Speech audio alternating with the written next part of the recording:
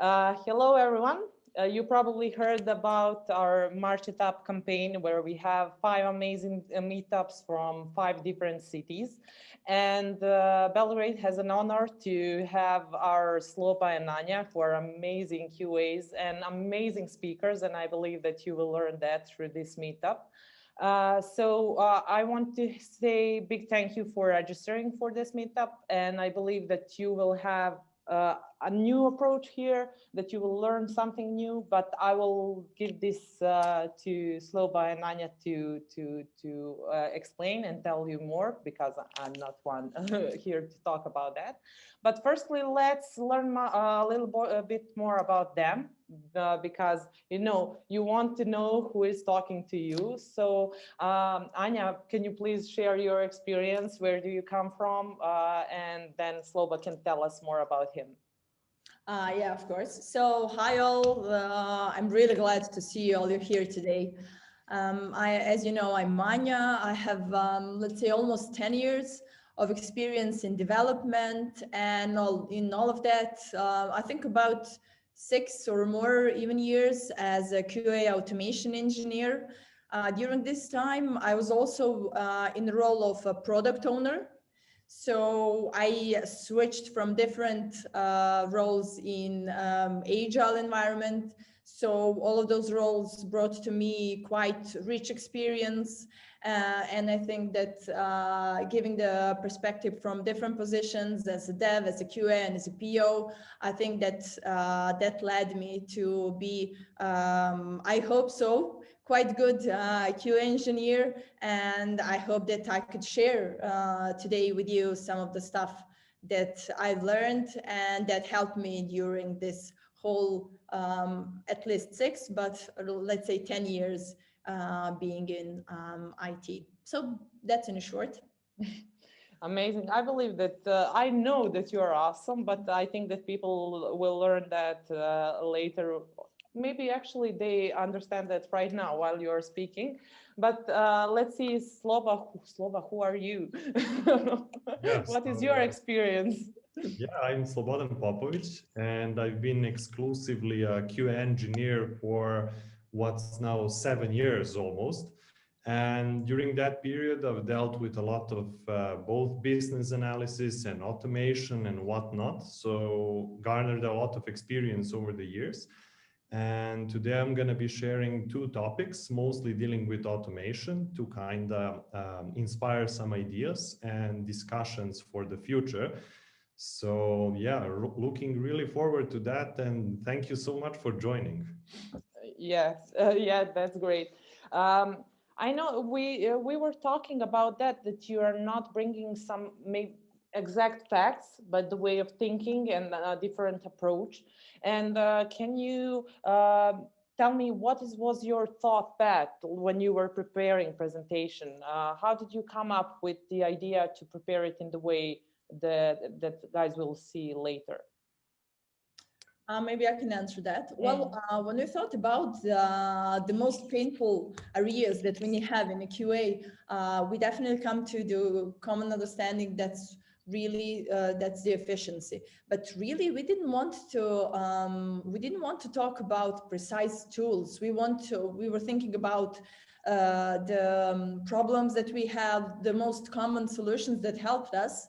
And during this thinking of how to organize the meetup, we wanted really to cover many different situations, because I believe that there are many different types of engineers here. Some of them are senior manual engineers. Some of them have started with automation, while the others are experienced or even senior in automation.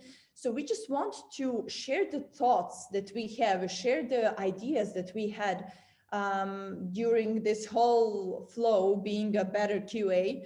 So we just want to share with you what helped us during all those stages in a QA, and what helped us to be a better QA at the end. So we are not going to explain tools. We are going to discuss, we are going to share ideas, and we are going to talk about it at the end, I hope. Slobo, do you have anything to add? Yeah, just to build up on what Anja said, like that we're probably talking to different engineers here. There are also different projects with different problems that require different solutions. So what we would like to target actually is just to inspire an idea or a certain way of thinking, give a couple of examples, but we're not offering like one solution for all problems, just a switch in the direction of thinking that could lead you to a raise of efficiency in your QA process. So that's what we're trying to achieve with this meetup. That's amazing base for me to say before we start, and I give you the mic for your amazing presentation. Actually, guys, when we are talking about the discussion after Anja's and Sloba's presentation, our goal is really to have one. So you have three options to communicate with us. You can do it through the chat throughout whole presentation. Ask any questions you want. Maybe if you notice something that is not okay, if you don't see the screen or anything, please point that out so that we can give heads up to Anja and Sloba. Also, if you have any technical questions for the topic they are talking about, please use Q&A section at the bottom of your Zoom window. And at the end, as we wanted to for this to be a really live discussion where you speak up as well, you have the option raise the hand, and I will be the one who will try to notice that and don't miss anyone. But I will then unmute you, and then you can directly speak to Anja and Sloba if that's easier for you.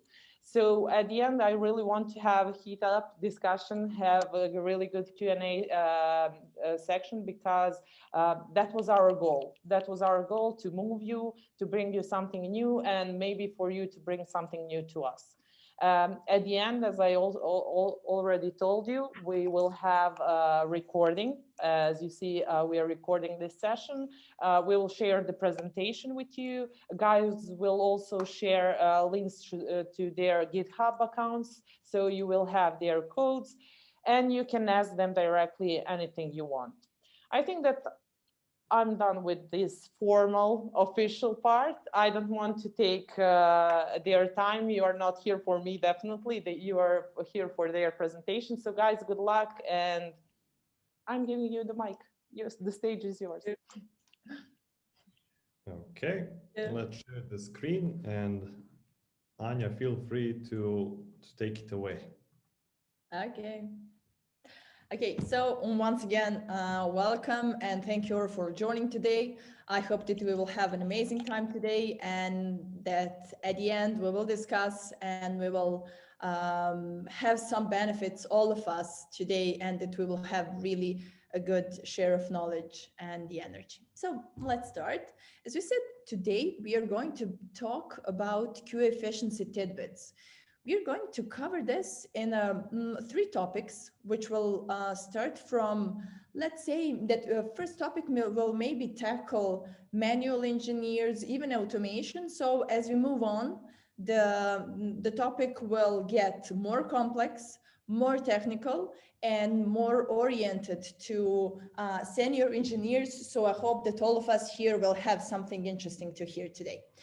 And let's start. Okay, most of us here are QA engineers. So we usually have common responsibilities. We need to deliver on time. Sprint is short. We need to provide the testing. We need to say we go live, we don't go live. So we really need to be on schedule.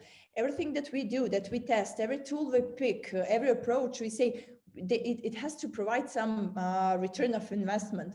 So we need to be productive. At the same time, we always have to be analytical. We have to think in advance. We have to analyze the thing that we do. And there is also sometimes a boring part. We need to document a lot. We need to write test cases. We need to write a lot of test plans and documentation and so on and so on. But if you think of all together, what's the thing that bothers us the most and that weighs the most burden for us? Well, we need to be time efficient. So time for a QA is something that we really need to pay attention to, and we need to be efficient within the time that we need to deliver stuff, where we need to test or do whatever we do.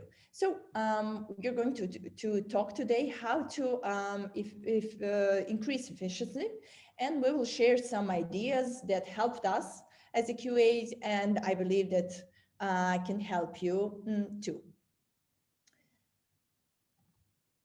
Okay, so when we talk generally about efficiency in testing, what's the first thing that you talk about that comes to your thoughts when you talk about efficiency? Well, I guess it's automation. It's something that speeds up. It's something that can do things instead of you, and so on and so on. There could be sometimes, they call it a downside. You know, they say automation is expensive, it takes some time, it takes a lot of effort, and so on and so on. Well, maybe we could speed things up with automation, having some approach at the beginning, do some stuff that will help manual tester, also the automation testers. So having that in mind, we thought about what is the thing that we could do, how to do it, and at the end, why do we want to do it? So what do we want to do? What's the first step that we could increase efficiency? Well, that would be maybe write feature files instead of traditional test cases. But how to do it? We could do it using Gherkin language. But at the end, why do we want to do it? Well, we want to reduce half of the effort of the QA.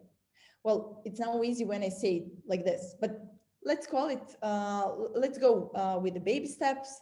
Let's first explain what do we mean by feature files, why to use Gherkin, and so on and so on. And we will even go with a simple example, why I want to do it, how to do it with simple baby steps. Just to have a common understanding, what's the feature file for us? What do we think when we say feature file? Well, that's a simple file that will have extension .feature. It should have a feature keyword with title, what feature do we test? And it can have a list, at least one scenario, but it can have multiple. That will cover the whole scenarios that we have for that particular feature. We are writing this feature file. So this is what feature file is. We said we want to use it in a Gherkin. What does it mean? Well, we should write our scenarios using Gherkin language, which means here we will be using 3 keywords: given, when, and then. Given word will set up our initial state for our test. When we'll do the action, and then we'll check the end state after our test. What's the goal here? We are not promoting exclusively Gherkin. We are not promoting exclusively anything. Just we are trying to find a pattern, how to be successful in writing your test case. And when we write a feature file using Gherkin, it should look something like this. So let's imagine we have a scenario of we want to do a successful login, and writing a simple test case for login with feature file and a Gherkin language. It would sound like this: given I am on the login page, when I provide user credentials and I click sign in, then I expect to see successful login message. That's something that's quite easy. It's easy to understand for a QA. It's even easy to understand for other people in a team, for product owners, devs, and so on. And it's really focused. And you know what's most important? This is a functional testing. It's not procedural. What do we want? We as a testers, we test function. We want to verify that the feature is working. I, as a tester, don't want to get bothered with all those numbers of steps, fields, and so on and so on. I want to have a focus test. I want to know what's the goal of test. I want to know the function, not the procedure, how to test it. Okay, I've just said, okay, write feature file, use a gherkin. That's the first thing that we can do. But how to approach it?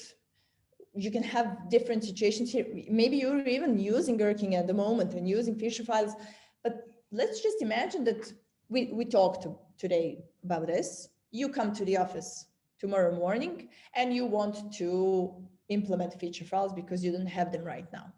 So you come to the office in the morning and you have an idea of writing feature file. So let's go step by step and see what can we do, what should we do, and at the end, why do we do it? What's the benefit? What's the gain for us in here? So the first thing you can do tomorrow when you come to your office, open your laptop, observe your list of all your test cases. Just think what's the most important feature for us, or what's the most time consuming or anything. Just observe what you have and pick one test case that you want to transfer to a feature file. Usually, I could maybe suggest, but it's not like set in stone. Maybe you can start from login, for example. That's a simple test case. It doesn't have many steps. This is usually something that you always have to test, and it's not that complex. So maybe you can just pick a login test and transfer it to a feature file. So let's just look an example how the traditional test case written in a certain tool, certain test management tool that you use. Well, usually you would have steps similar like this. You would need to open a browser. You would need to open certain link to verify if the page is open. Do you see the login button? You would need to enter some username in a field to verify it's in the correct format. And do you see any warning? Then you would probably provide password, do the same verification as you did before, but this time for a password. And at the end, you would probably click on the login button and verify if the user is successfully logged in, to verify maybe if the login button is displayed or not. So let's pick this. Next thing, what we can do, we can transfer this test case using scenario. So all those steps with all those details, we'll transfer it to Gherkin. We would all those 5 steps we said before, we will transfer it like this. It will sound like, given I'm on the login page, when I provide user credentials and I click sign in, then I expect to see successful login message. It's easy to understand. It's simple. It has a sort of it's structured. It has a sort of a format, a pattern, how to write it. It gives me enough information, but I'm not bothered with a lot of details at the moment. But let's just stop. Do I see any benefit of doing this at this moment? Well, first thing, I'm preparing myself for automation. I'm a step closer to automate the test case or to be more productive. With this, I'm having a single source of truth. There is a single feature file that manual tester and automation tester can use as a source as a test case. And I'm here half the effort. What I mean by this? Well, I don't have to write manual test cases, then I don't have to go to write the same exact automated test case with the same steps. I just do it once and I use it for 2 purposes. It's quite convenient enough, so we don't have to double jump, but let's move on. We have a lot to do here. We did create a certain scenario using Gherkin file, we saw it, but let's make it a feature file. Simple stuff, just edit the extension and say name.feature and you move it to be a feature file. The next thing you can do is probably you're now ready to move to your IDE where you would write your automated test cases. In my example, I've just said here, write a test case using Cucumber. I'm using it. It's not that I'm promoting Cucumber or anything. Pick any tool you like. If you're in C#, you would use SpecFlow or anything. Just pick a tool that is able to be a glue between automated test cases and a feature file. So how this would look like when I use it with a Gherkin. So it's mostly the same as it was before. It's just, it has this feature name, which is a login, and it has a title for a scenario. This is a successful login. I will stop here. Do I see any benefit right now? Well, actually I do. I'm quite close to develop automated test case. I'm halfway done with the development. I've wrote a test case, I wrote a feature file, I've imported to my IDE. The IDE recognized it as an automated test case because I've used the Kurgan. So I'm quite almost halfway there. And another thing, I have a time to prepare for implementation of my automated test case. You know, they usually say automation takes a lot of time. You need to think, you need to program, you need to on and you know. But this way you move slowly. And this way you have enough time to do step by step, which is a benefit even for manual test case and manual tester and even for automation tester. The next thing you could do here, for all the steps we saw before in our scenarios, well, I could write step methods. This actually would be like methods written in your IDE, Java, Android Studio, C#, Swift, whatever. I would just write a method that's a simple placeholder. It's a simple placeholder where I will later do the implementation of precise steps of precise procedure I want to test. It will look something like this. So I have certain annotation that's used for Cucumber. So for my one step, which was I provide user credential, I've just created the method which is empty. Why is it empty at this moment? Let's say, and this is the greatest benefit here. You do the parallel work with developers. At the moment, sprint just started. You know your requirements. You know what to do. You wrote the feature files. You've imported the feature files. You've created the test case, and you wrote those test step methods. At the moment, at the same time, developers are developing. So you're not actually hanging and sitting for them to do and to implement and to develop stuff. You do parallel with them. So you are productive even enough, even when the feature is not finished. You don't have to wait for them. I've said we have those placeholders, and let's imagine that during this time, developers did finish their job. So we have something that we could automate. We have certain UI that's visible for us. We have certain web elements, if it's a web app, and you can automate. So until this step, you have prepared everything for automation. The next thing that's only done, that's only needs to be done, is actually to write.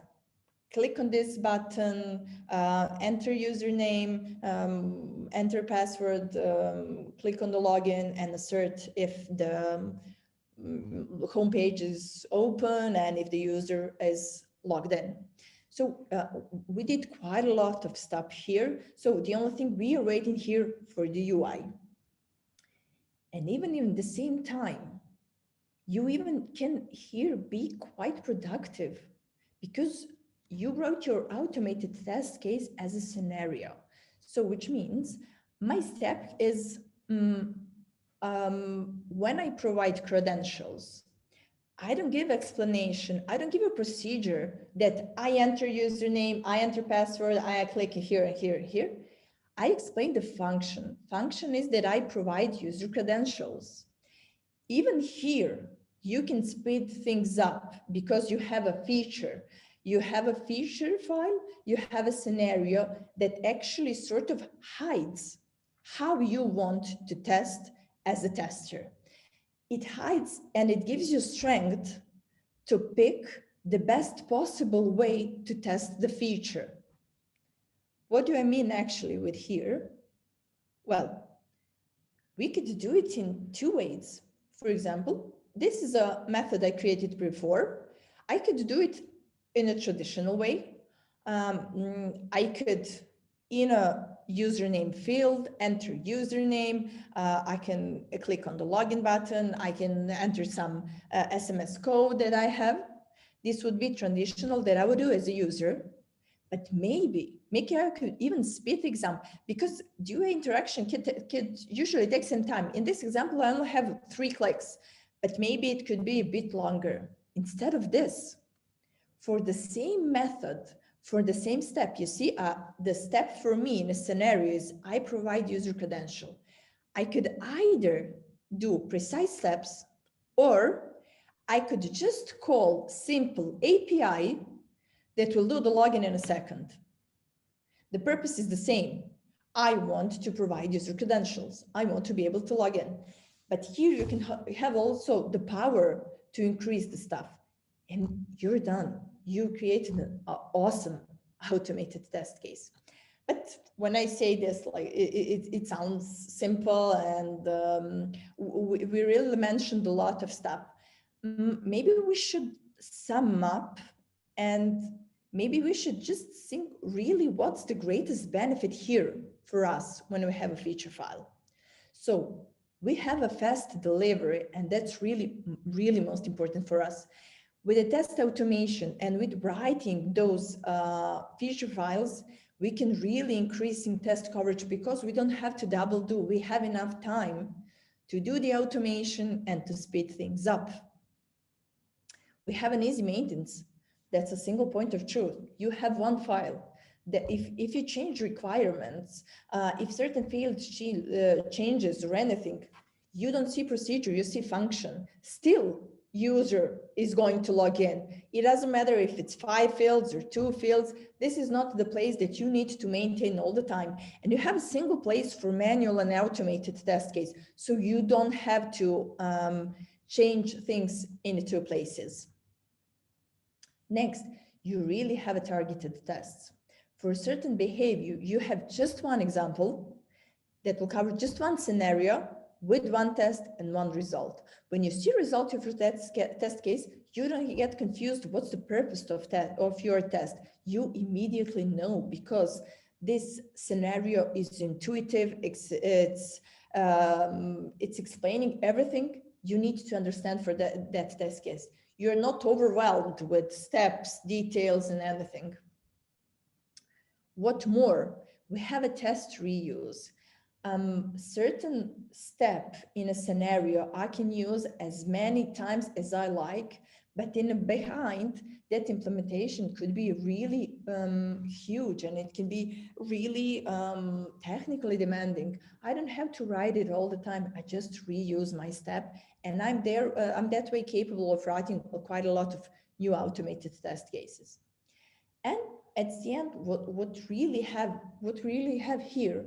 Well, we have a high test coverage with this, with being able to automate fast, to have a single point of truth, and you have a test scenario that's descriptive, and having the possibility to do everything that with just a different set of data. You don't have to do it manually. For certain scenario, just provide 10 different data types. You really get real high test coverage for your test automation. So there is really a lot of benefits here. And I know this is not set in stone. I understand that probably there are some situations that you can not do it that simple, as I explained. But we can talk a lot about it at the end. We'll have really a lot to discuss, but this is just an example how to start, how to be more efficient, and actually how to think, how to approach this, and how to be a bit faster. So that's the first tidbit that we wanted to share today. We wanted to easier the maintenance and to start faster towards automation. But I think that we could speed things up. We can get more into details and more technical. So Slobodan, do you maybe want to take over and give some more examples? Absolutely, Anja. First of all, thank you for talking us through the first topic. But now we have to set the stage for the next one. So basically, compared to what we talked previously, let's say that you already started with automated UI tests. So you probably started working on UI tests using Selenium WebDriver, crafted a small regression test that you most probably use on a daily basis to give you results and to kind of show you what's the state of your application. But by now, probably some of the rough edges of Selenium started to rear its ugly head. And now you're actually noticing the downsides that the UI tests bring with them. And the two most important ones are usually either low stability or low execution speed. So probably anyone who dealt with Selenium is familiar with exceptions such as stale element reference exception, null reference exceptions that kind of lead to some unpredictable results where they should be predictable, or simply situations like page failing to load, even though when you try it manually, it works as expected. And low execution speed is like natural side effect of you having to set up your browser, you have to navigate to site, waiting for it to load, and finally only then actually executing the test that you want to do. So now we will look into the two options that we have in order to address these issues and actually make our UI tests more reliable. So the first one would be to invest in developing your framework further, because with time and enough research and development, you could actually make these non-issues basically, or make them so rare that they do not matter anymore. So you can make your UI test more stable, but it's going to take quite a bit of research and investment into the framework. And the other option that you can take is to strategically implement API tests. And this is the topic that we're going to be covering today. So let's proceed. First of all, let's establish a common understanding of what we actually mean when we say API test, just so to ensure that we're on the same page. So what you can see on your screen now is like the usual web application that you're most likely testing at this point. So you have the user interface layer at the top that we usually use to interact with our application through our UI tests.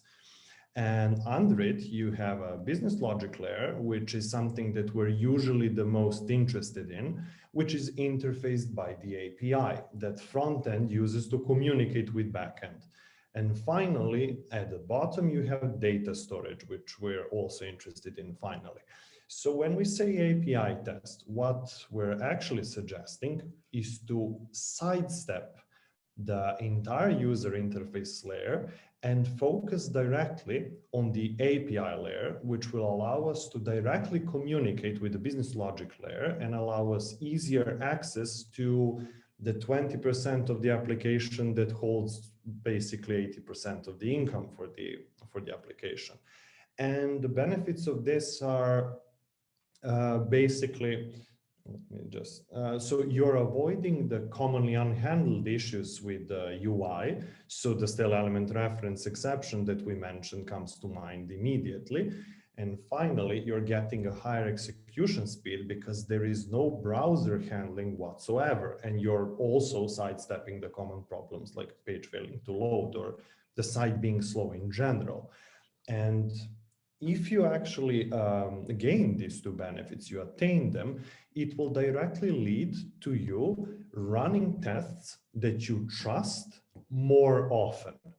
So the reason why you're running tests more often is because they have a shorter feedback cycle, because they run so fast and they get your results so in such a swift manner, you're going to be naturally inclined to run them more often. And then you're going to be aware of the state of your application under test at all times.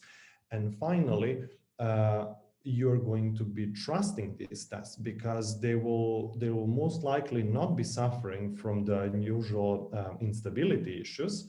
And as you might know, basically a flaky test in QA is almost like a curse, because it kind of creates an artificial blind spot.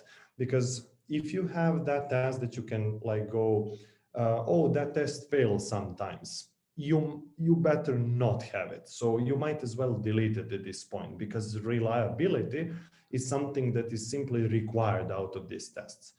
So if you take this path, you could have both, like both reliable and speedy tests. So that sounds pretty good, right? Almost too good to be true. And that's actually correct. In order to approach this topic in a responsible manner, we have to be aware of what we're trading off in order to get these benefits. So let's do it in a comparative manner. So let's compare what UI tests bring with them or take away, and the same for API tests. So the first value that we're going to be looking at is the stability. And we already concluded that UI tests out of the box without adequate investment in the framework suffer from the low stability, while API tests out of the box are really stable and reliable. The other topic that we already talked about is the execution speed, which again, API tests are leading compared to UI tests, because out of the box, UI tests are low in execution speed, while API tests are high. So what's the catch? What's the final value that we're going to be looking at? And it's nothing else than business value. And as QAs, this is our most important value that we're looking for in tests. And so UI tests, just by their nature of actually mimicking the user behavior, the user who is going to be using your application, bring to the table the highest possible business value. And you always have to keep this in mind. The cost that we're paying for extremely high business value is the lower stability and lower execution speed. And compared to that, just by the virtue of eliminating the entire user interface layer, we're actually looking at the medium business value that the API tests bring. So all of a sudden we're thinking, shouldn't we be focusing on the highest possible business value instead of actually the medium value? But with this knowledge, we can actually try to implement the API tests in places where they make the most sense, where we can min-max our approach so as to minimize the impact that this lack of business value API tests bring to the table. So let us talk about the perfect candidate for the API tests.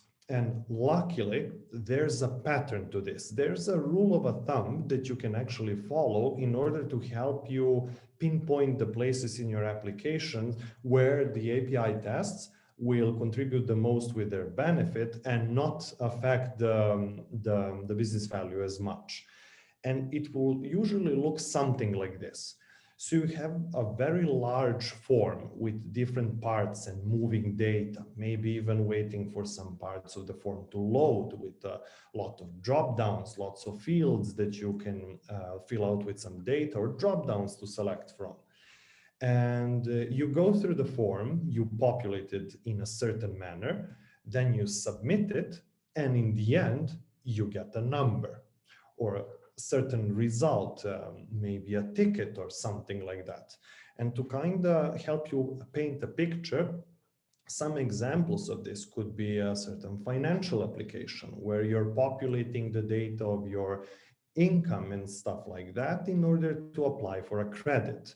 Or maybe the life insurance form where you populate like your health state, maybe your age, in order to submit that application again and get a policy in the end, a certain calculation.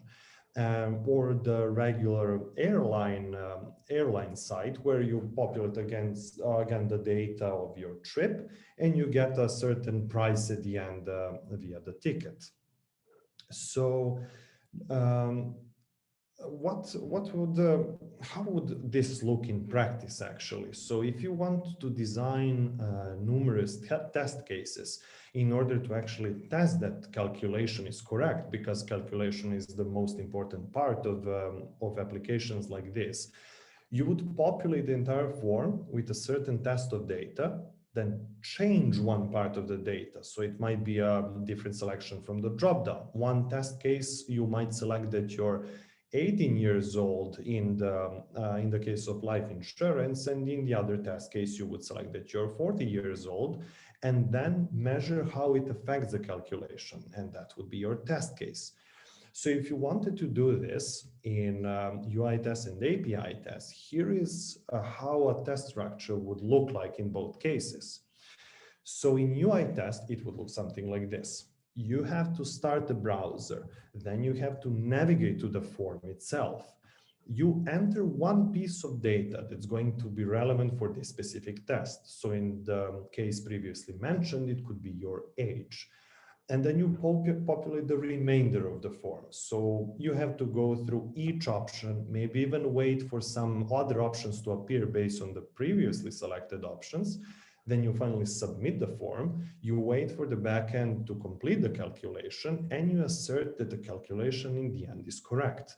But what you're actually interested here is that based on the input parameters, that the number that was spat out in the end is correct. So how would this same test look when structured in an API framework? So it would look something like this. You send a request with a certain set of data already populated. You wait for the application to complete the calculation and just return you the response. And then you assert that the calculation, the number that you got in the end, is correct. So it's even smaller in the number of tests, and there's no that cumbersome part where you're actually interacting with the UI, trying to populate everything. You just send usually a JSON, and that's it. You send the payload, you get the calculation back, and that's it. So you could structure a really large number of tests, which could help you test the calculation from these different angles. And then as you refactor, as you refine your framework, it could even lead to a single test, which is basically just submitting the data you provide it with and assert that the calculation is correct. And then you feed the test with different sets of data. So in the end, one implementation, and you just change the data that you want. So even this sounds pretty good when implemented correctly. So what are we actually suggesting? Are we suggesting that you should entirely replace your UI test suite with API tests? And the answer to that is actually no. And I will have to share with you a picture that every QA engineer and their mother is already aware of, and that's the test pyramid. So where you have the usual UI test at the top, like the smallest number of them, followed by the API test, and finally the unit tests. Because simply this triangle is something that we're trying to achieve. And now we're focusing on the UI tests and API tests. So in the previous example, what we're actually suggesting is to complement UI tests with a large suite of API tests. Instead of replacing them, you're basically strengthening the way you test most important parts of your application. And in the specific example of life insurance calculation that we mentioned, we would, for example, have one UI test whose responsibility would be to go through the form and ensure that each option that should be able to be selected, populated, or changed by the user can indeed be selected, populated, and changed by the user. It could even submit a certain test of data and just ensure that the calculation number appears at the correct spot. But then you would actually have a large suite of API tests that's going to test the calculation, the most important part of the application, from various angles with various data. And with this, you would get the largest return on your investment time, both in implementing them and actually running them and getting back the results, shortening the feedback cycle, which is something that's going to pay dividends over your upcoming testing period. Okay, so if what we said by now sparked your interest, you might be looking to actually start with implementing some of the API tests. And even though there are numerous ways to approach this topic, we compiled a couple of steps that we suggest you could take while experimenting this topic on your own, because this is something we're trying to inspire you doing your own research and seeing whether it works for you. So, for example, how could we start and progress through implementing the API test? So the first step would be to choose a small API or part of the API in your project, because you're probably most going to be invested in that project at this point in time.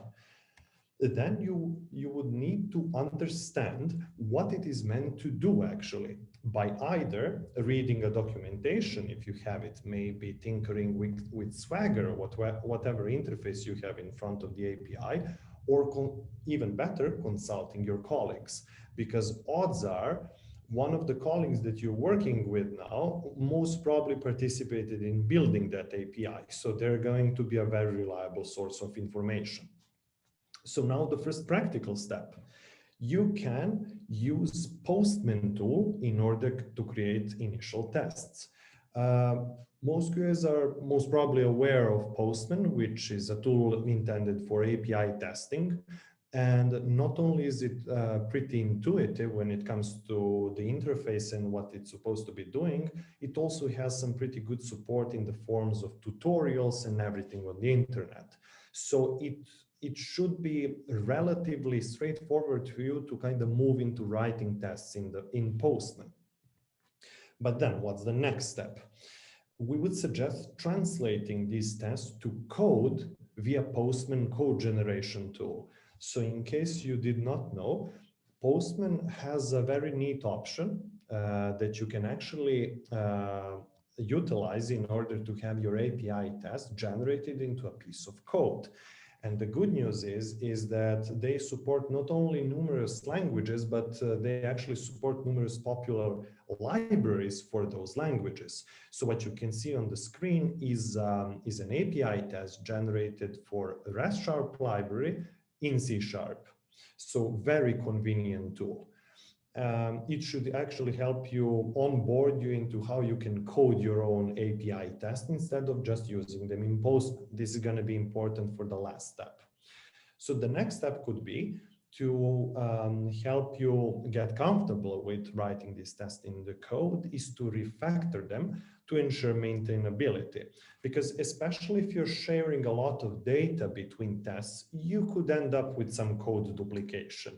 And in order to make them maintainable and easier to modify in the future if the situation needs, you should kind of tinker with them and try to make them more focused in this case.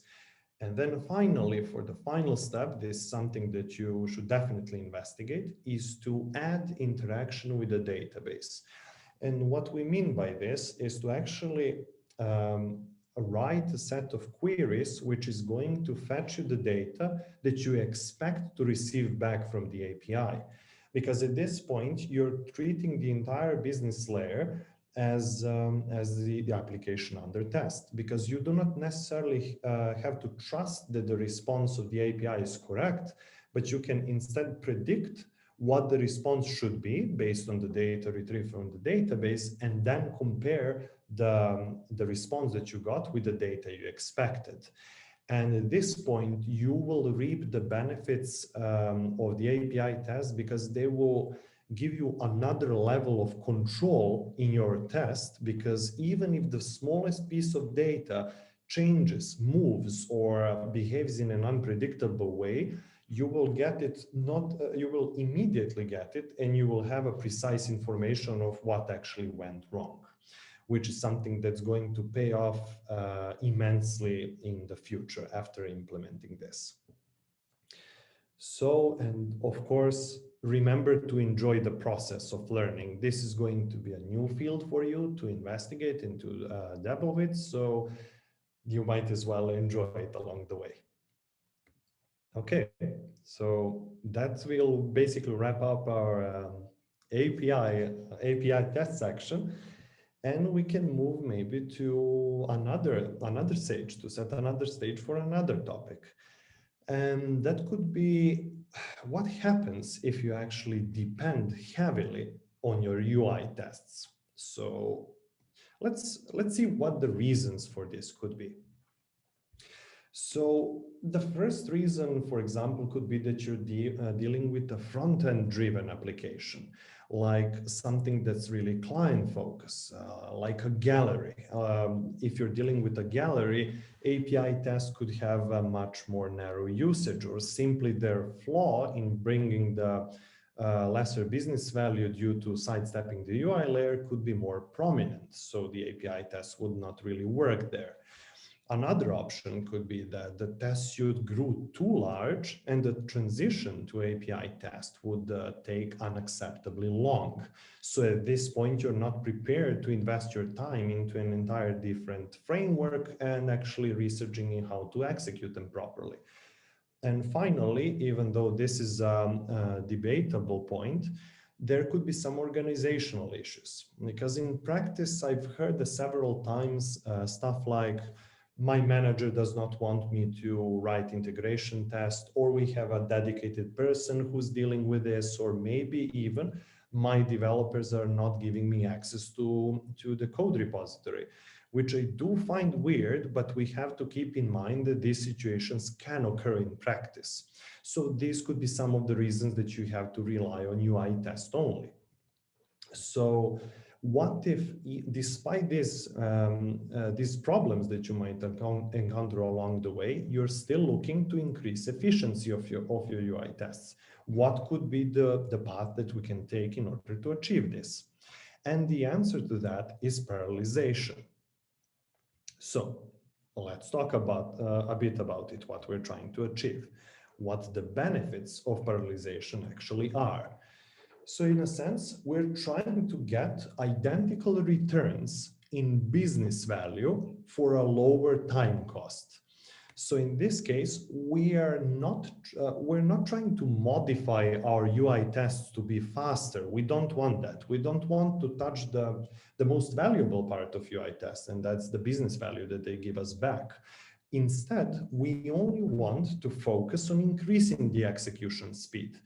And the reason for this is relatively straightforward, because say in a theoretical case where we have 100 tests that all last 1 minute and they perform sequentially, if you parallelize this, and I do not mean the entire 100 tests, but instead like in batch of 10, you already cut down the execution time from 100 minutes to 10 minutes.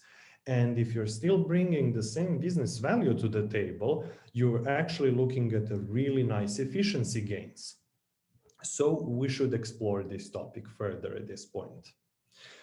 But first of all, we have to understand what the prerequisites are before we start talking about the parallelization, because there are a couple of them, and only one of them are we able to cover in this topic. Okay, so the first prerequisite in this case would be that your test runner of choice must support parallel execution.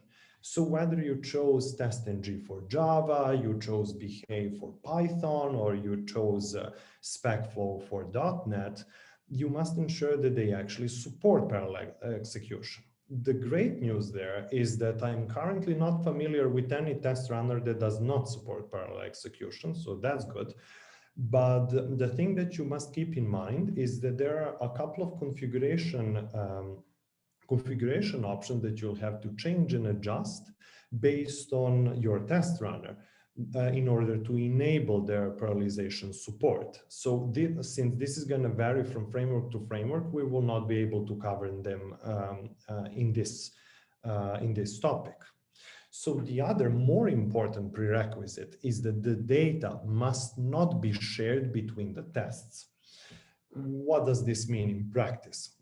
You might have a test that's creating a certain kind of contract, let's say, and another test that is trying to edit a contract. But the trick here is is that the edit contract test is waiting for the contract creation test to finish in order to use the contract it created and then try to edit it.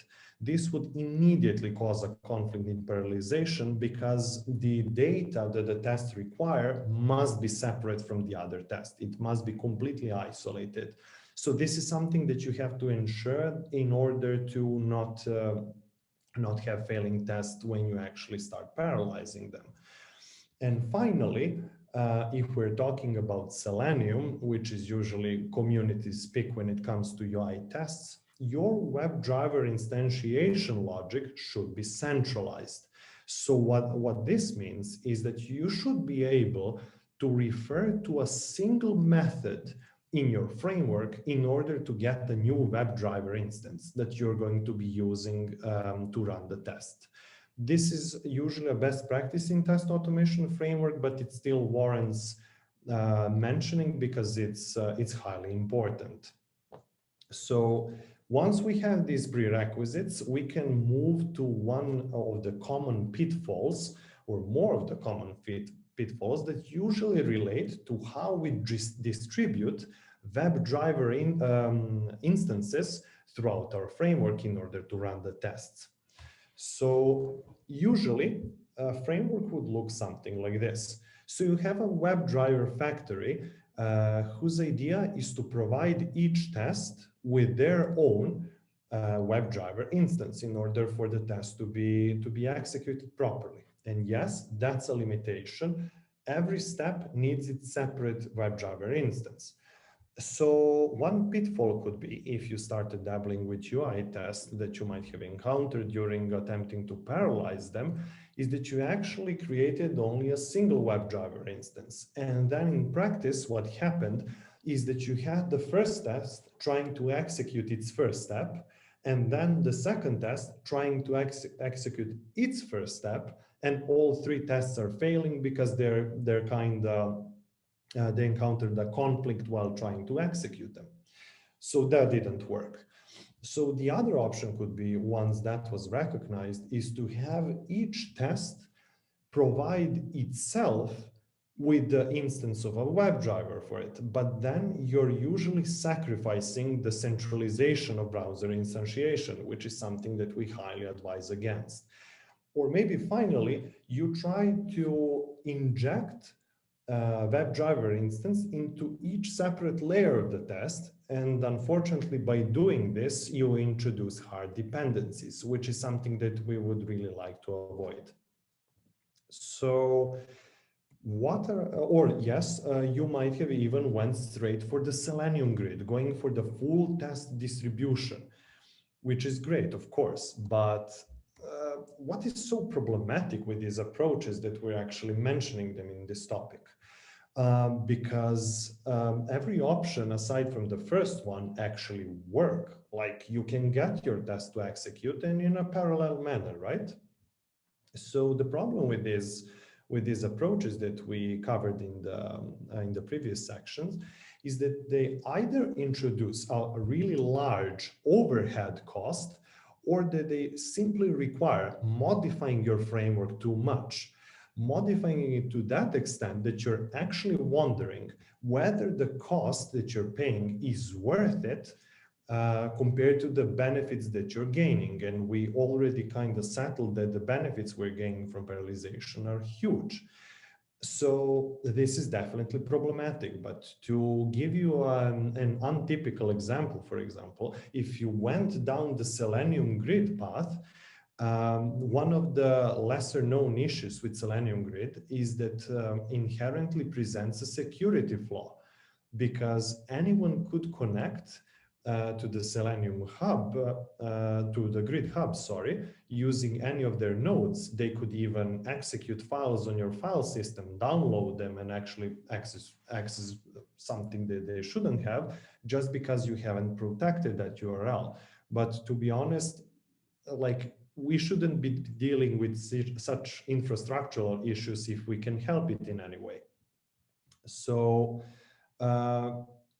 could there be an option where we could actually make a surgically precise change to our framework as contained as possible to reap all the benefits and kind of fix all the problems that we covered in the previous section?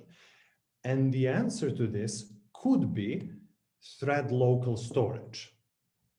So this is a concept that we're going to be talking about right now. So let's first start with actually getting to know what thread local storage is. And the discussion from this point onwards is going to get a bit technical because we wanted to provide you with some code examples and we had to settle on one programming language. So in this case, we went with Java. But the good news is not only is thread local storage present in every programming language today, but also their implementations are really similar between the different languages. So we're going to be focusing on Java now, but it shouldn't differ much if you actually chose Python or .NET or whatnot. So what is thread local storage? So thread local storage, in a sense, is a collection. So it's going to hold multiple members. And what are going to be the members of thread local storage? They're going to be key value pairs. So you have a certain key that you're going to be using to find the value that you want in the collection. And the value can be pretty much anything. So let's focus on our example in this case. What is going to be the value and what is going to be the key in this case? So the value, that's under our control. And the value in this case is going to be one WebDriver instance. And this is the interesting part. What is going to be the key? The key is actually not under our control directly, because the key is going to be the current thread ID.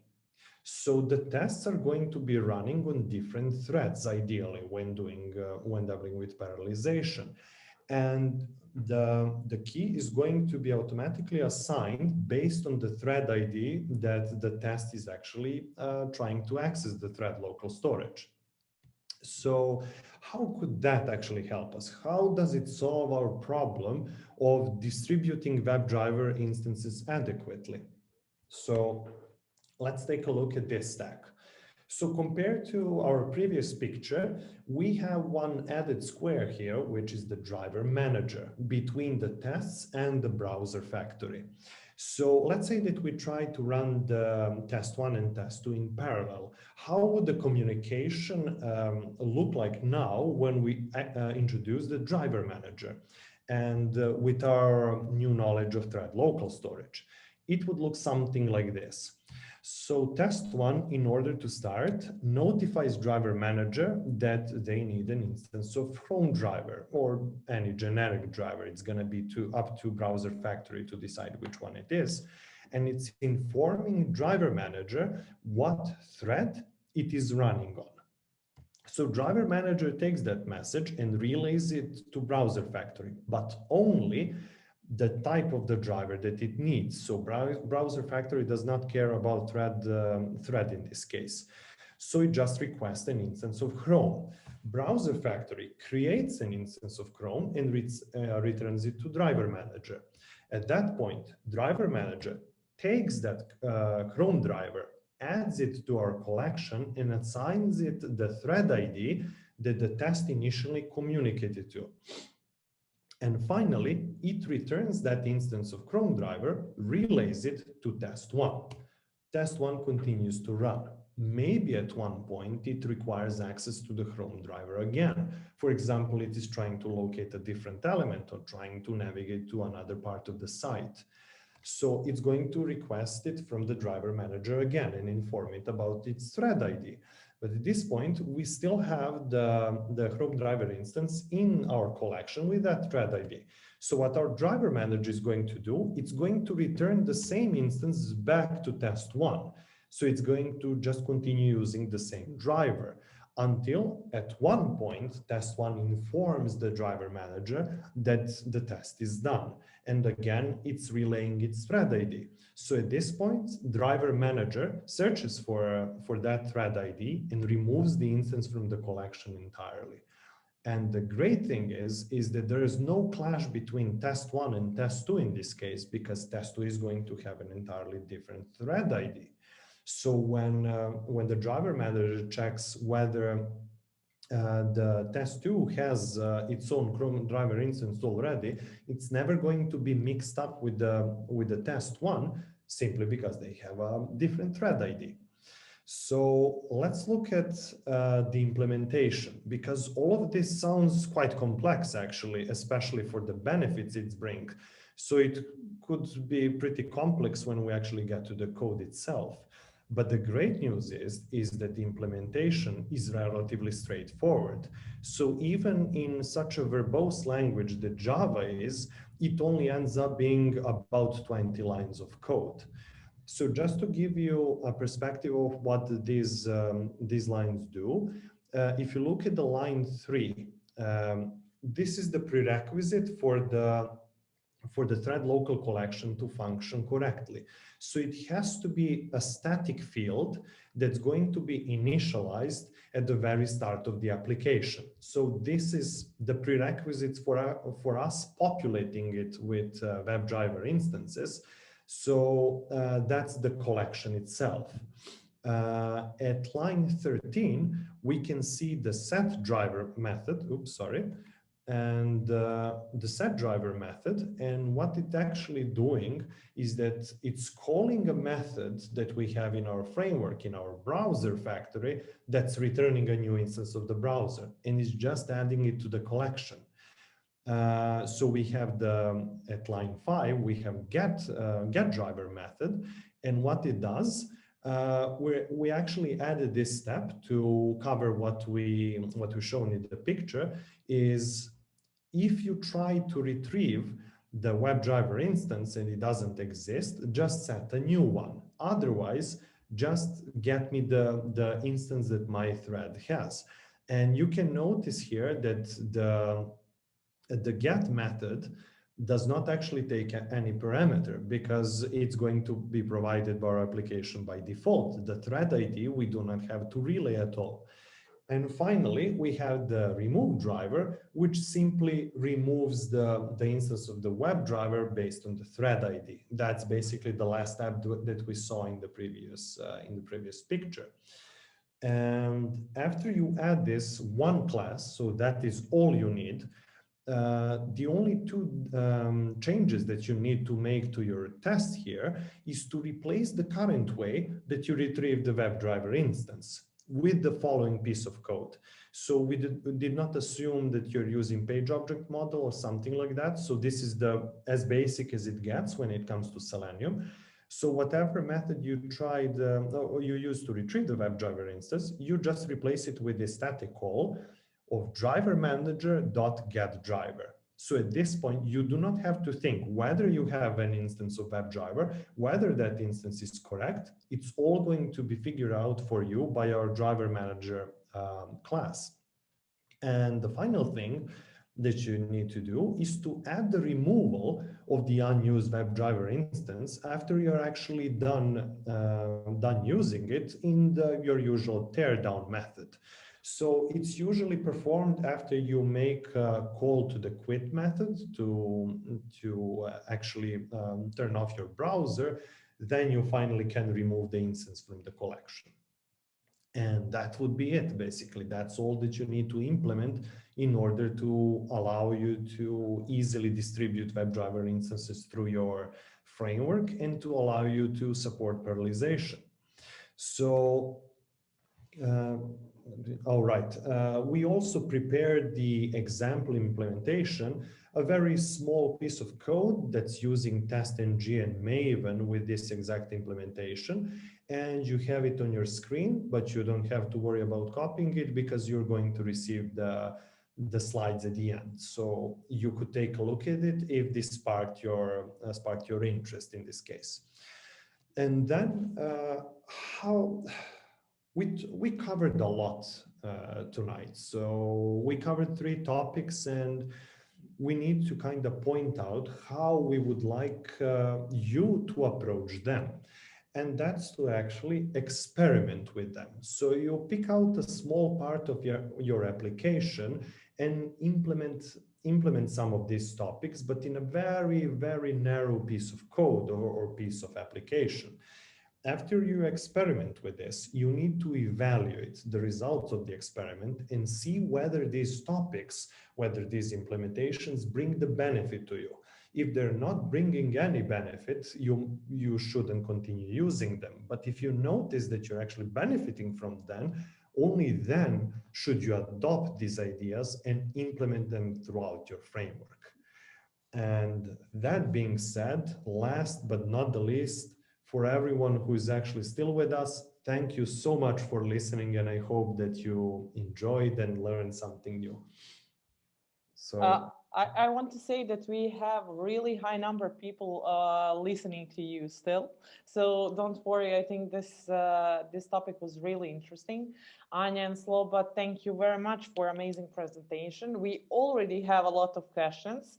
So we have a few raised hands, a few questions in Q&A, option few questions in chat. Maybe I would give us the time to maybe combine both. Guys, now it's time for you to ask more questions. If you have them, please raise a hand if you want to speak up. And guys, do you want to, I will give you an option. Do you want to start maybe with Q&A section, with raised hands, or with chat? Oh, the doubt of choice. I'm going through the question, and there are some really great ones, so I can settle with either. So okay. Ladies first, Anja can choose. Let's start with the Q&A. Maybe probably it's ordered as we talked, so. Yeah, I will give you an option. Can we answer 3 questions in Q&A section, and then have one raised hand, then return to chat and Q&A? So we combine both so that no one is like at the end. Okay, Sloba, you guys take it over. I don't want to read questions. You know what this is about, so it's your time. Okay, Slobodan, do you want me to answer the first question that's related to Gherkin, because I can answer it in. Go for it. So the question was, is it bad to use n steps multiple times in our scenarios? Or should we try to use it only once and make it as simple as possible? Well, idea behind using the Gherkin is, first of all, that Gherkin should serve you, not you to serve the Gherkin. So if some golden rules for Gherkin say use just once but this doesn't solve your problem, then it's no good for you. So honestly, I would say go simple as possible. If the simple as possible doesn't give you enough information, then add and that much time that really gives you precise information. But at the end, if you come to a scenario where you say, when I and when you describe a procedure, when you list a precise steps, then you don't need Gherkin. So you're out of the idea of what Gherkin is giving you. So go simple as possible.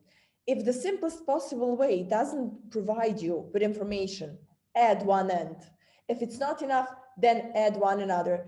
Maybe that's not even a good candidate for, maybe you need to think your test case from a different perspective. But I would not say that adding another end is bad, as it gives you precise and structured information. But just don't step out of the idea that Gherkin describes your function, not procedure, what to do. Thank you, Anja. Thank you. Sloba, do you want to take the second one? I'm just passing it up because we prolonged the presentation and I want to cover all of the questions. So don't mind me being just like, thank you, Anja, go for another. Yeah, I mean, these are really excellent. I would actually, I would love to focus on the more controversial ones in a sense, if you don't mind. So I see this one, any opinion/tips about Selenium versus Cypress versus Puppeteer, and the discussion between the different frameworks have actually been pretty hot topic lately in the community. And the answer, unfortunately, is it depends.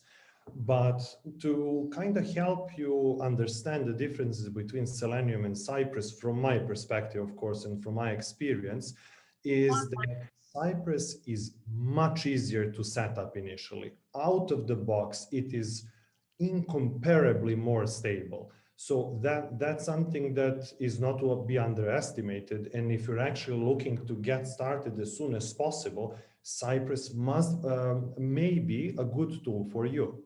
However, compared to that, Selenium comes with a very steep learning curve. So there's a reason why so many QAs are actually facing the same problems. It simply has some rough edges that need to be handled on the user's part. However, compared to Cypress, Selenium really rarely limits your options.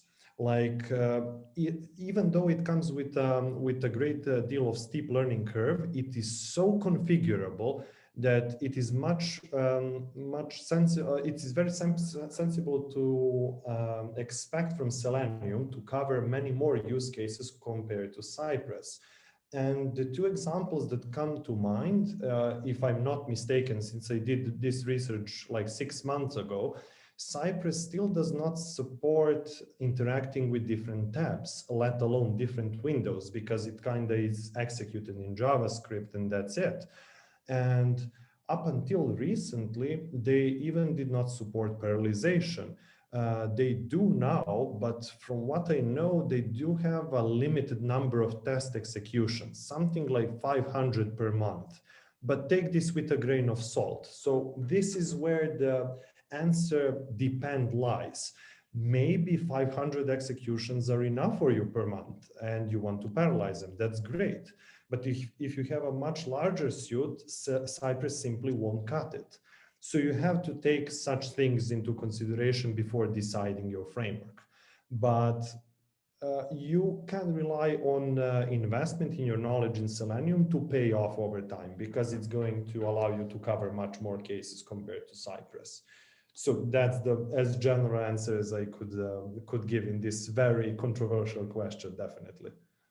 Okay, thank you, Sloba. I would now go maybe mix it up a little bit and let people speak up.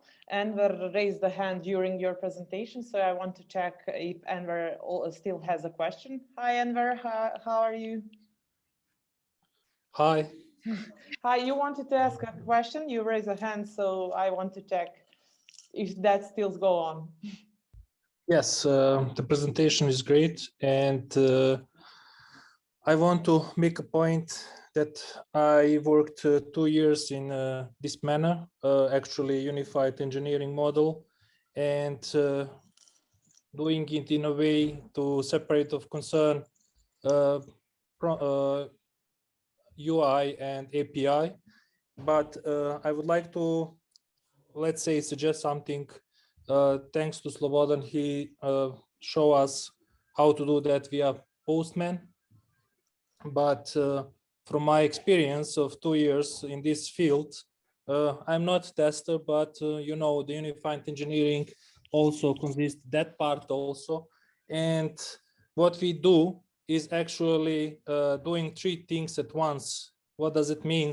We are satisfying the product owner, we are satisfying the tests, and we are satisfying the developers. How? We are developing at the first moment what we get from the clients. We are building our Open API specification. And regarding that Open API specification, we are making, as Anja says, a test which is not still implemented. And that use case is in the black box manner, it's protected, and immediately the front-end guys, mobile developers and back-end developers has after the product owners and product managers are satisfied with the API, then the code generation with Open API generation tools or like Swagger tools, doesn't matter, generate everything for everybody. And these end-to-end tests are just delegate pattern, and it's every time working as a shard. So you don't have to put any any let's say effort to put the data inside, because your test will always run, because you have all these test cases from the product owners, and these scenarios are already written. And that's the way we did in previous 2 projects in my 2 years experience with this model. So what I want to also make a suggestion is this presentation talks a lot about happy paths. I would like to hear about negative paths, and what about asynchronous testing? So what does it mean? I work in a multi-concurrent environments where you bring 500 threads in milliseconds, and you need to catch up the errors and actually to trigger sometimes the errors to see what's happening to catch the negative paths in API. So, and what is also is mentioned, it is in this, we didn't use in this pyramid, we never use integration tests. So we always use only end-to-end tests and unit tests. Why we don't use integration tests? It takes too much time for us in previous projects. I don't know is that right way to do, but we have everything done with end-to-end tests, all scenarios.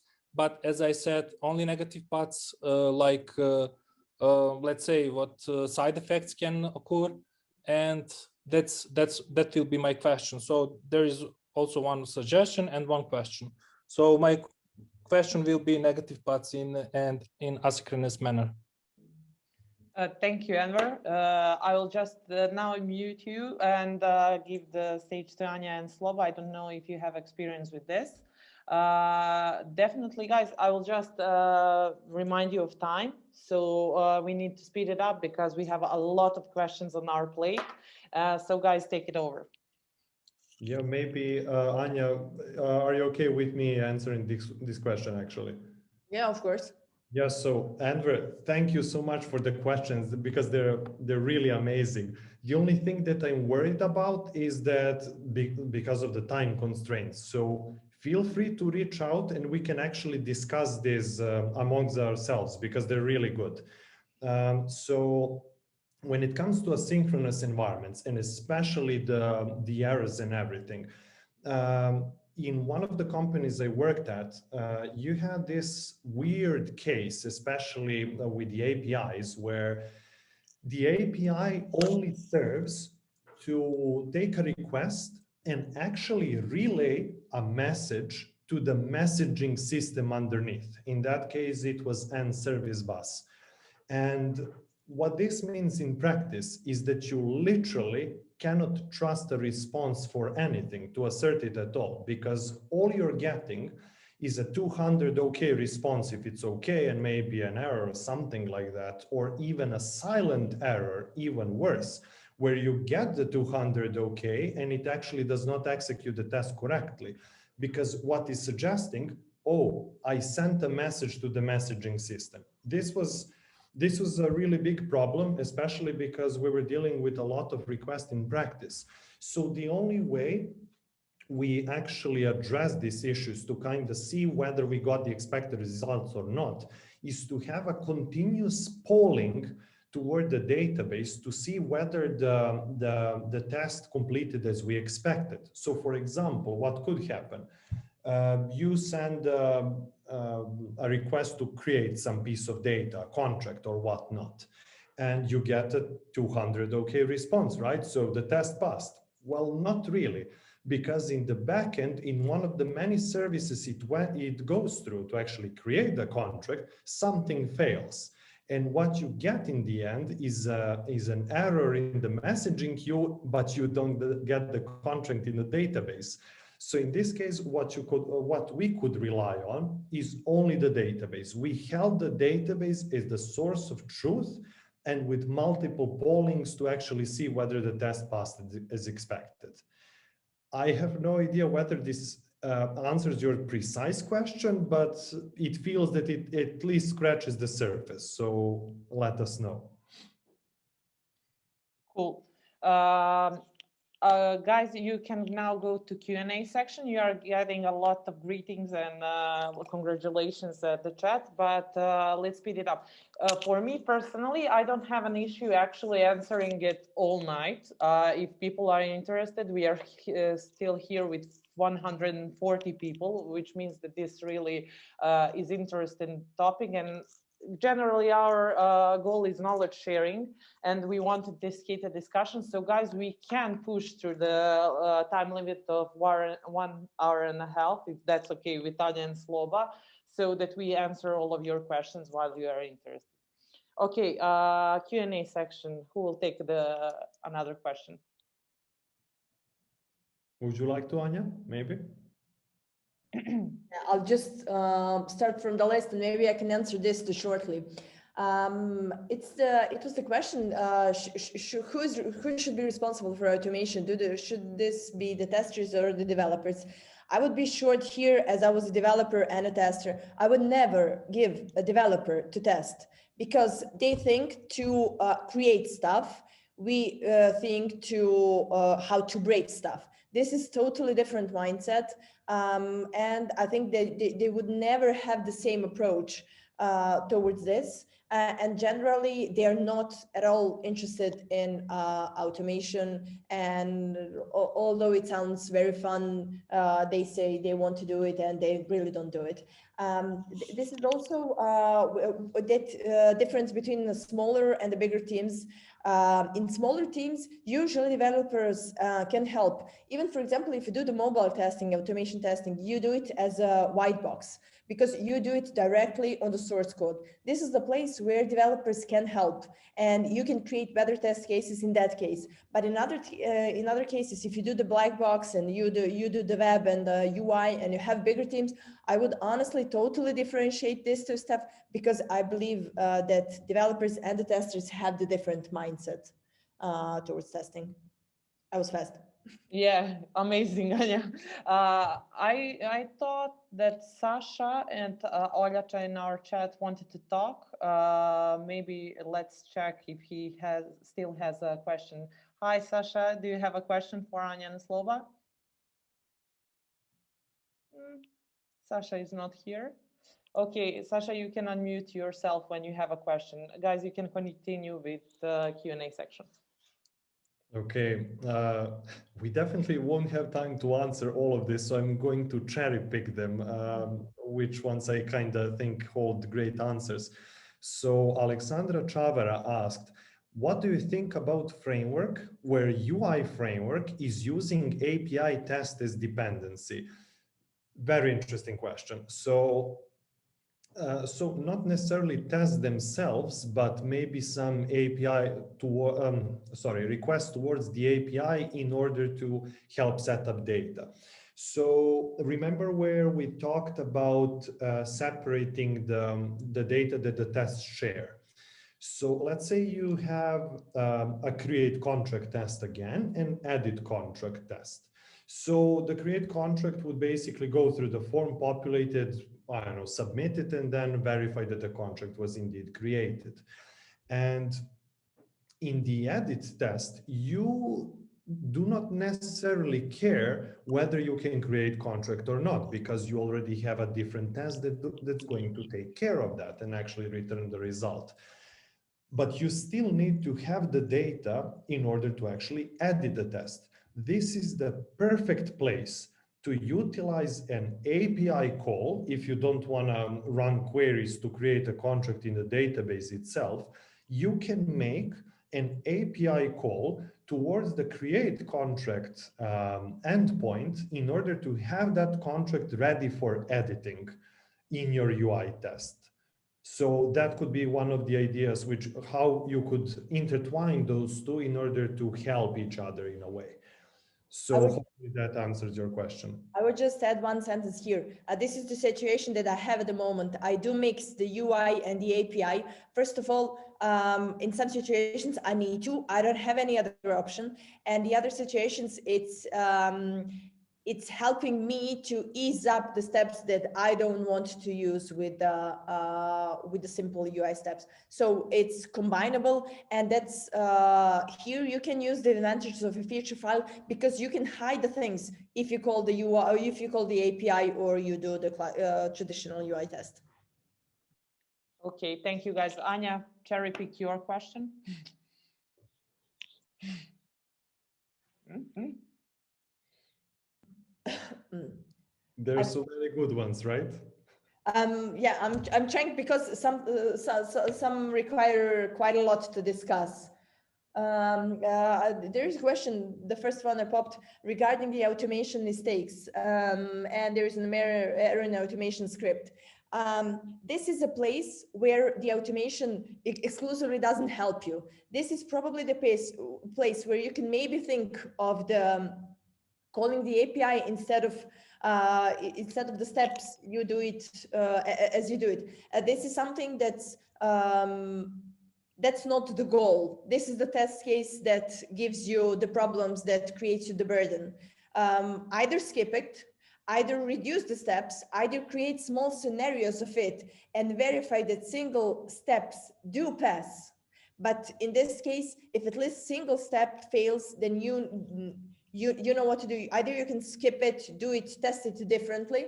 But this is it's not the downside of automation. It's a situation in automation that you must avoid. So the approach in that particular test case must be changed in order to avoid tests to fail. Okay, I will just once again ask Sasha if she wants to talk or speak up, because I see a raised hand, but I don't know if Sasha is unmuted. So Sasha, you can speak up if you want. For other guys, we mentioned that we actually can make 3 meetups from this one, and how hot topic is, we can see through the Q&A section. So please feel free to reach out to Anja and Sloba personally on LinkedIn and discuss this. We think that this is great place to create QA community, because right now we are 1 hour and a half from the start, and we have 130 people actually here. So guys, I will give you maybe 5 more minutes to answer a few more questions, and we need to wrap it up. Please feel free to reach them. Please, you will get all the materials through the email, so you can ask me to connect you with Anja and Sloba. We have all of options for you to get your answers. So guys, I don't want to take more of your time. Try to pick another question. Okay, I can go with this because it kind of stuck in my mind, because I wouldn't have an answer for this like 6 months ago. So Yasminka asked, what version of Java do you guys use with Selenium? And if not the latest version, why? So I'm a big advocate of actually updating as soon as possible and being an early adopter when it comes to software, simply because I like new stuff and someone has to test that, right? Might as well be us QAs. However, there could be a reason where your organization, for example, insists that you use an older Java. So in my current case, I'm using Java 11, and the only reason behind it is because company's policy is to use the latest version with long-term support. And Java 11 is currently the latest version. I think the next one is going to be 14, if I'm not mistaken. So yeah, they're focusing on long-term support, and that's the reason why we're currently limited in the selection of Java version. Especially, for example, if you use Appium, it supports quite lower versions of Java. So in some situations, you really cannot pick. Okay, we have another raised hand, Alex Jura. I'm now allowing you to talk, so speak up if you want. It's not happening. Okay, guys, one last question. Who wants to pick it? Okay, another one. Mladen Radivojevic. Okay, Mladen, you can now speak up. Yeah, thank you. I certainly don't have any questions. I would like just to greet my colleagues and share a little bit of my experience with this.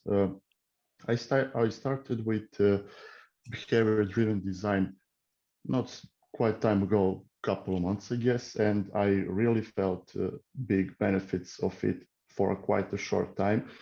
I will add just a suggestion that it can be also used for non-functional testing, like for scenarios for some performance testing, stress testing, and it can be really amazing. So thank you guys, really inspiring topic, and you really inspired me to continue with researching this.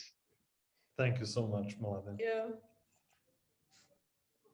Okay, guys, thank you, Mladen. I told you one last question and we are wrapping it up. That's it for tonight. Anja, do you want to choose one? Or Sloba? Who is? I'm seeing one question regarding the keeping simple for Gherkin syntax in a case when we have a large detailed end-to-end test. Well, one thing I would like us as developers to have in mind, we need to be productive and efficient. We don't have to follow the rules of the Gherkin or follow the rules of the UI test or follow the rules of the API test. Do whatever suits you, do whatever fits your needs, do whatever solves your problems. In this case, if you have a complex, detailed end-to-end, maybe the API will help.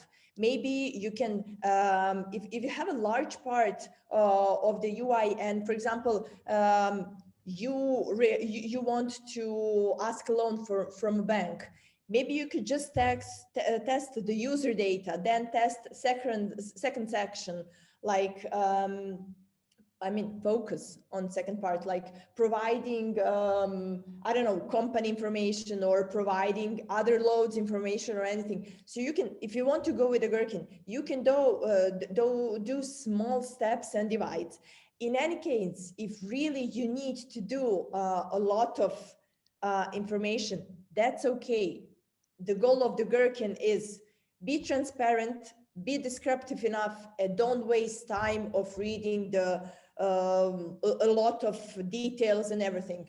You can do as many as you like, but keep it simple. Don't write it when I click on the button. Say when I select something, or pick a descriptive word. Don't say exclusively what you'll do. Explain what's the goal of your step. Amazing, thank you, Anja. What enthusiasm this late at night. Slobo, do you want something to add?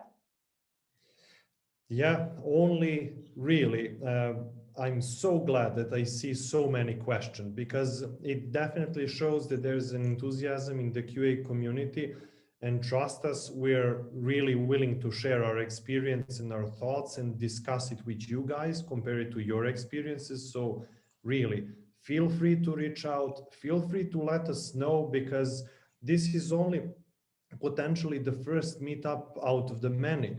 If there's interest in a certain topic and we can cover it, let us know, and it just might happen in the future. So thank you so much. I want to thank you guys. This was really amazing presentation. This was heated presentation. We had a lot of questions. You did an amazing job.